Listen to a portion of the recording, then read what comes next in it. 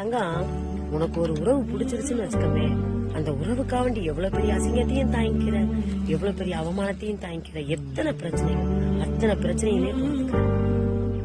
இத்தனையை பொறுத்துக்கும் போது அவங்க பார்வையில நீயே நல்லவங்களா தான் தெரியுங்க.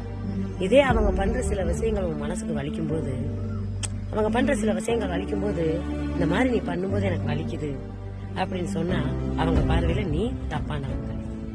ஒரே ஒரு விஷயம் மாத்திரம் புரியல, அவங்களுக்காக, அவங்க பிடிக்கும்ன்ற ஒரே ஒரு காரணத்துக்காக இத்தனையுமே நீ தாங்கிக்கிற. ஏன்னா அவங்கள நீ புரிஞ்சுக்கிட்டதுனாலதான் இத்தனையுமே நீ தாங்கிக்கிற.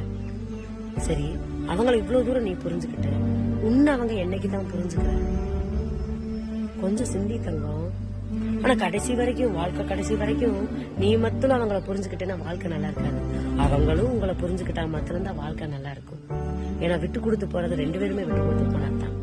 கொஞ்சம் சிந்திச்சு இந்த வாழ்க்கை சரியா இருக்குமான்னு